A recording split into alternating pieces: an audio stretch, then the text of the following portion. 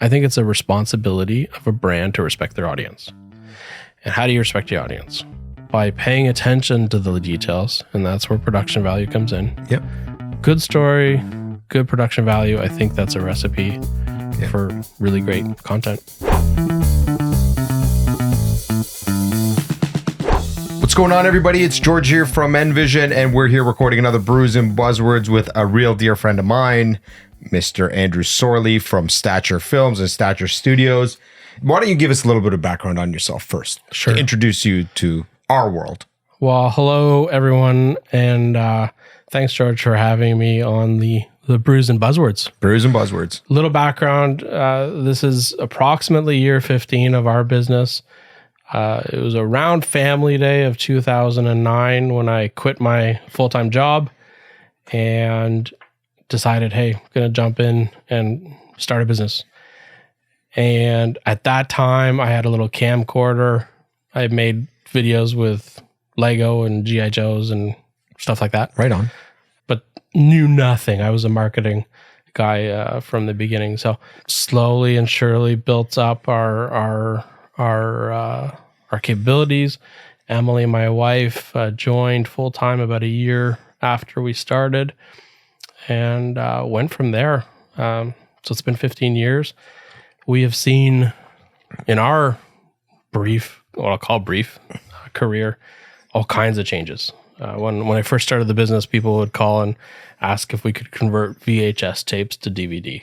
That was the phone calls I would get. Yeah. And in the first chunk of our business, I had to convince people that they could actually put a video on their website. Then there was sort of a real Wild West where it was just a rush. Hey, get me a video. I want to be the first company in my industry to have a video on my website. Mm-hmm. And now it's like, well, geez, can I have that video in 1:1 format so that the tile looks right on Instagrams, but then I got to convert it for the thing with the, okay, gee, but now there's 9:6. Right. And it goes on and it's going to evolve. But I think the one thing that always holds true and with video, obviously part of that is to tell a story. Yes. So it's not just about the big hero background, but that hero background has to be immersive and compelling to have some sort of action be taken, whether it's retention of the audience. I mean, I've watched all your work and it is stunning, beautiful, and all of them have meaning. There's a purpose. How do you approach when a client comes to you and says, I want a video shot? Is it about the story, the composition? Like, what is your approach and why is the story aspect of it, why is that important? Great question, George. And I think it might sound a little silly to say, but if you really think about the content that you like to watch and you like to even share with people that, Top Gun 2. Amazing. Great movie. They took a long time to make that movie. They have the technical capabilities, but they wanted the story to be perfect. I think that's what Tom Cruise has said in every interview I've seen him say. Yeah. Story is the thing that moves the needle. It's really cool to have the flash and the high production value, which I love, but story is the thing that we connect with. And I've had all kinds of clients say to us, hey, we trust you. Just take us, lead us. And I've had other clients say, hey, no, here's the script. Here's exactly what we got to do. And they're not thinking about story. They're thinking, hey, this is what legal said. This is what marketing said. This is what comm said. This is what VP said. As soon as it gets through all those filters, there's no more story sometimes.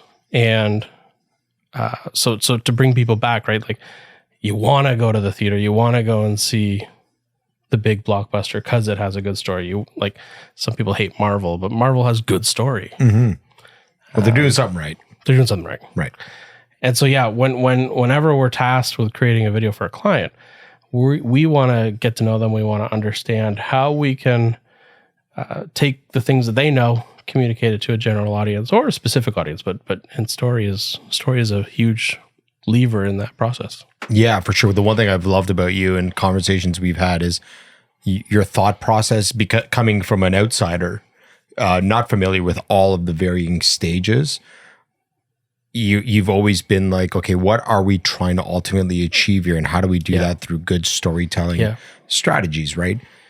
Do you get fixated on the impact that your projects are going to have, or are when you just mentioned, for example, there's legal, so there's certain things you can't do, but that if you were allowed to do this thing, it could be so much better. Like, there are certain critical elements when you're telling a story that just have to be there. Yeah. How do you navigate around that to ensure that it has an impact? Well, the truth is that sometimes you can navigate around it and sometimes you can't.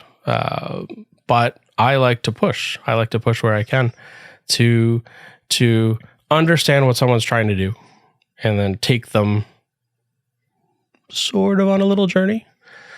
And, sometimes that's messy. Yeah. Right? Like, sometimes people need to see the systems, they need to see the script, they need to see the storyboard. And then what I find in our process works the best is actually being a little bit open. We like the documentary style approach. Documentary style, there's no script. Right. There's no guideline, there's no preconceived notion. You might have some things that you want to try and accomplish, but you're finding those things out in an interview. You're having a real conversation with someone, and you're finding out in real time, and you're adjusting. You've got a list of questions, but you almost abandon those questions almost right away. And you listen to what people are saying, and that's where the story comes. And then when we move to the edit, that's when you start to piece together a compelling narrative, a compelling story.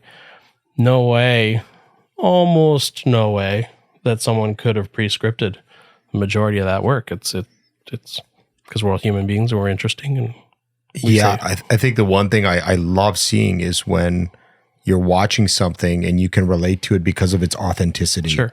So when things are, it's one thing to have a Hollywood film where there's a script. I even think in things that I've read about film production, they sometimes do give a little bit of leeway to the actors to kind of interpret what's to be said, right? Improvise on the spot. And that authenticity and that opportunity is evident most times when when you're not so rigid as you mentioned. So going full circle with video, in terms of when your clients approach, and obviously you've got, you've identified a great opportunity for yourself. Oftentimes these things are being leveraged. I know you do a lot of production as well, like big production stuff. But when it comes to videos being leveraged for marketing and communications opportunities, what's your spin there? Like, how do you start to navigate those waters when this thing is meant to be a driver of leads or messaging? Yeah. Great question, George. And I would tell you that I remind people, and people remind me, that in B2B sales, we're still humans talking to humans, and humans love story. We know this. And so finding ways to connect with an audience through storytelling, I think is critical to retain their attention, to keep them engaged, to make them interested in whatever it is that you're trying to move. If it's you're trying to hire someone, you're trying to sell something, the longer we keep them engaged, the more they want to fall in love with you, the more they want to be next to you, to buy your thing. The fact of the matter is that sometimes a client will think, here's what my video is going to be about. And we'll hear them talking. There's one example, a company we worked with from France called Willow. Okay. Really cool company. We worked with them just before the pandemic happened. In fact, it was our last project we did right before COVID hit. Mm-hmm. These guys invented a new way to brush your teeth. Okay. And it's a super cool product. And when they came to us, they had an idea of what they wanted the video to be about, and we listened. And sure, okay. Hey, while I got you, tell me a little bit about your upbringing. Sure. Well, as it turns out, we found out, and this wasn't in their script. The CEO, the founder's dad, spent his entire year as a dentist, and there was this father-son camaraderie and connection.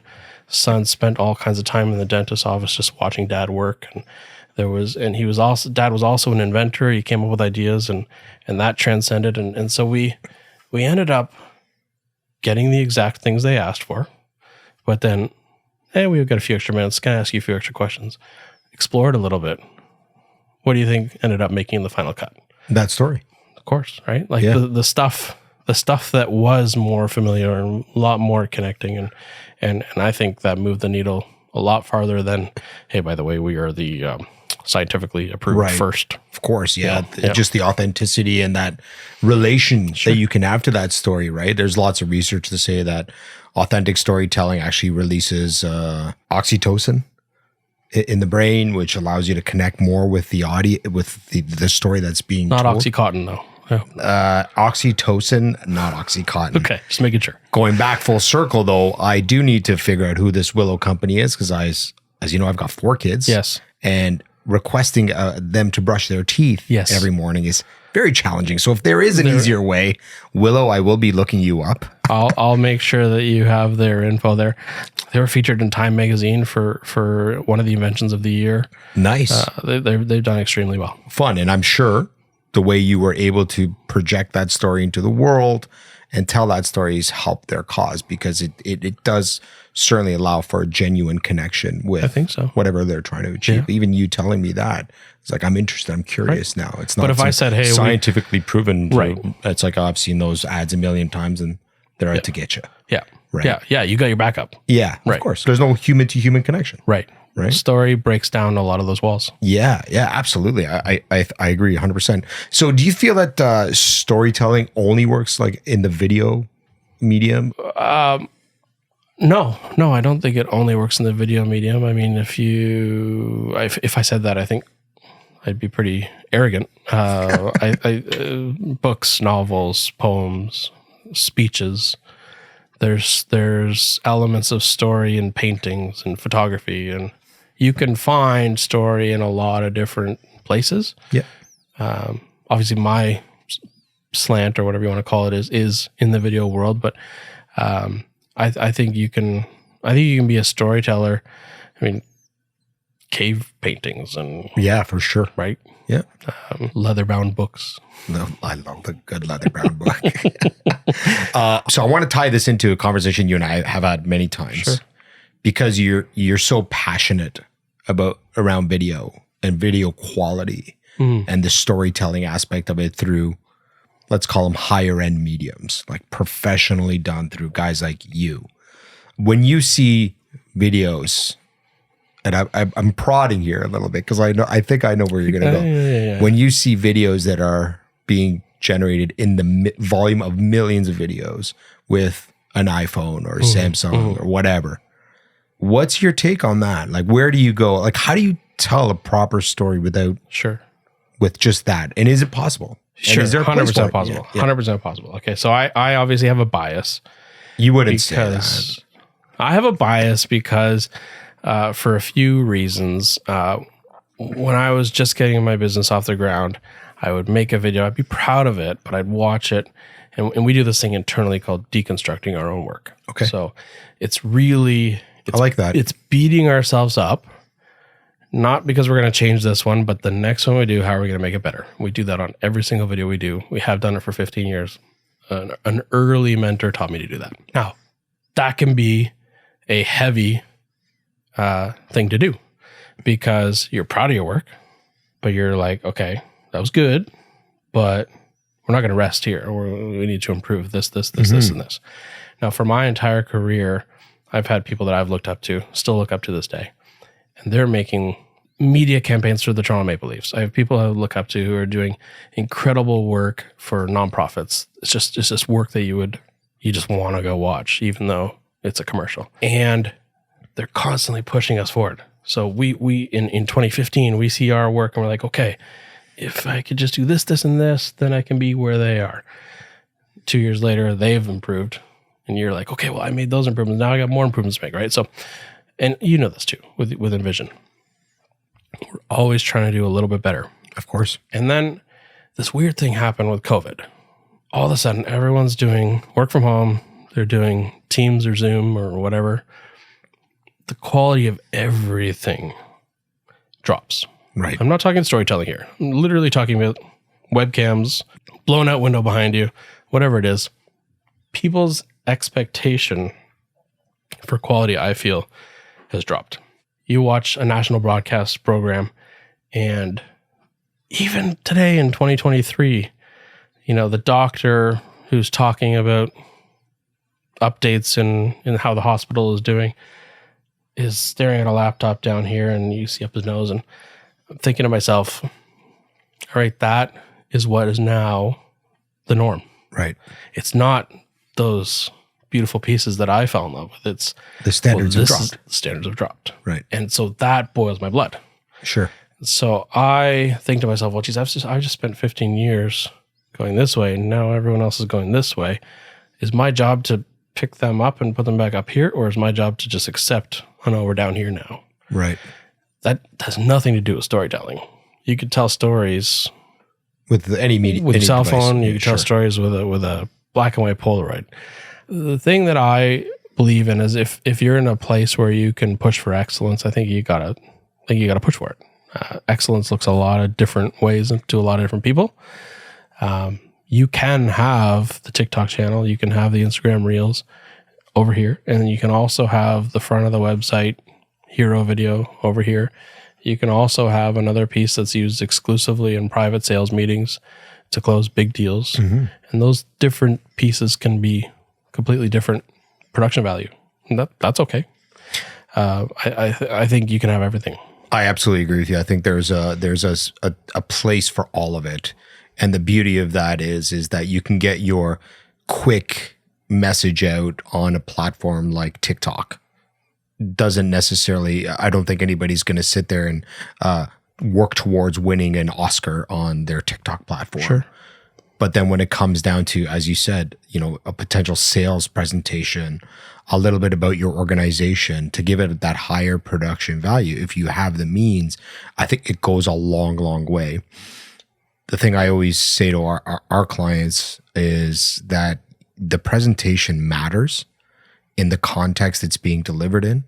So if it's, hey, we're having a little bit of fun here at the office or at the shop with, whatever, want to do something quick. Sure. Great. Yeah, man. Use TikTok, use IG, whatever. Sure. But if you want to tell somebody a story about your organization and, we've been around for 20 years, there's a lot to be told over a 20-year period. I can't do that in a 1-minute reel. Right. So I want to have high production value because I give a shit about how that message and how that story is delivered. So if you give a shit, if you don't give a shit, others aren't going to give a shit either. Well, it's a direct reflection of your brand. Yes. Right. So if I think about Yeti coolers, have you seen stuff that Yeti's made? Yeah. Yeah.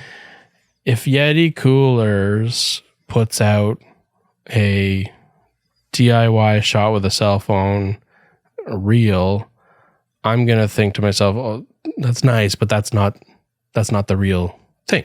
Yeti has built a reputation of these 8, 13, 16-minute epics. Patagonia, same thing. Yeah, like they put out these stunning films. Yeah, they're beautiful stories. Burton snowboards, right? Yeah, like they have helicopter teams in there, and obviously they have some budget. Burton has also probably got a TikTok channel, and they're doing quick videos. That's fine.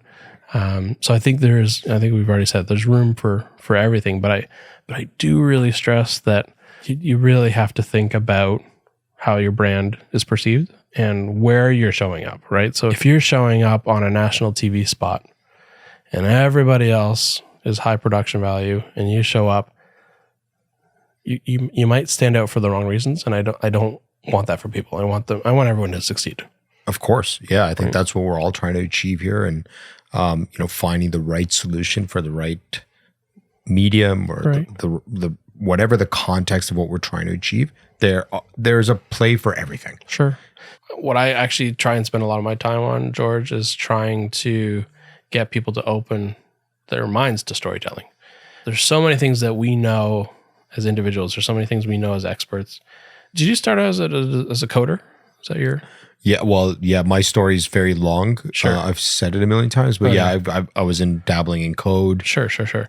But anyone that we work with, anyone that you work with, generally they started as the thing, and then as their business grew, they had to bring on team and HR. And, of course. Right. I think we all forget that we have special gifts and we have special talents and unique voices, and I think we all have that. I don't know if it's like a reservation or a shyness, but we assume that everybody else has the exact same skills as us. They have the exact same experience as us. They don't.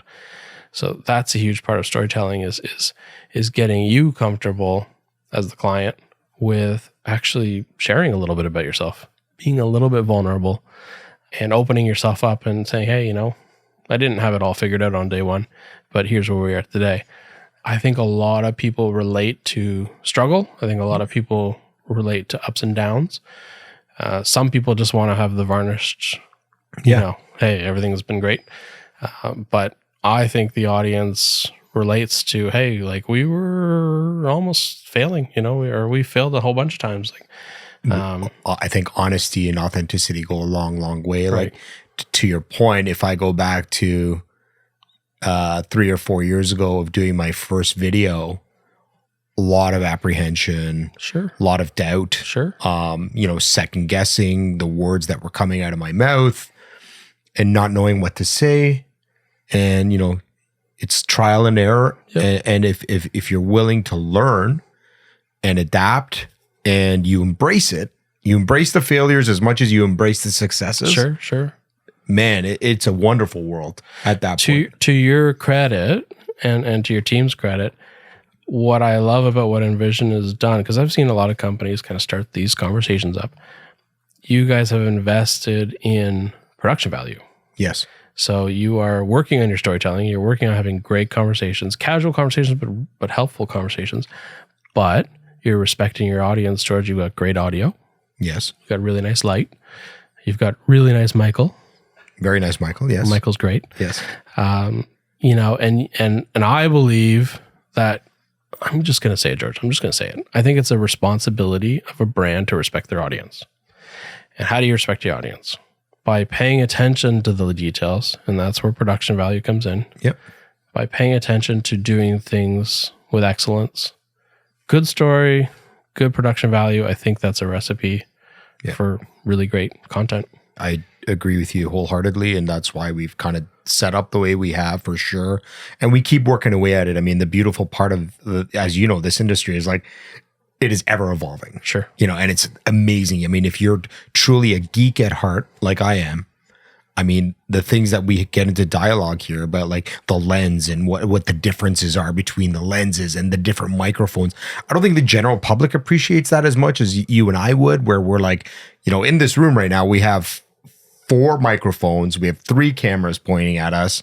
We have amazing professional lighting, and that all takes thought. And, obviously Michael, he was the man here. I mean, he put this all together, and, it's been a work in progress for us too. Cause we're like, okay, sound density and, the acoustic panels and yada, yada. And it's like, you learn and you just keep adapting so you can tell your story with that marriage of, great production value, great narrative, authenticity.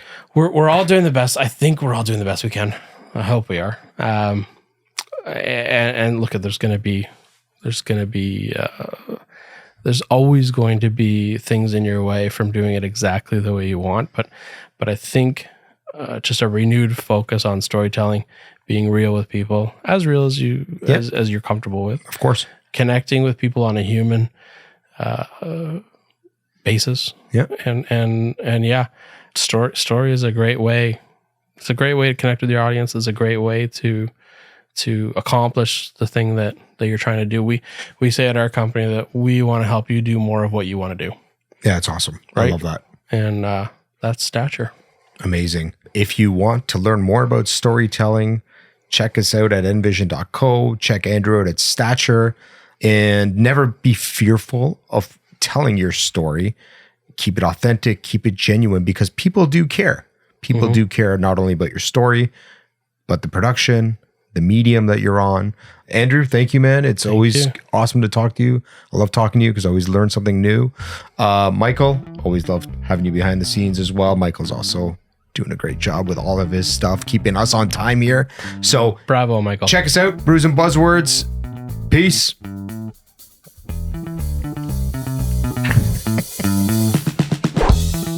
Thanks for watching this video. If you got something out of it, please like, subscribe, or share it with your friends.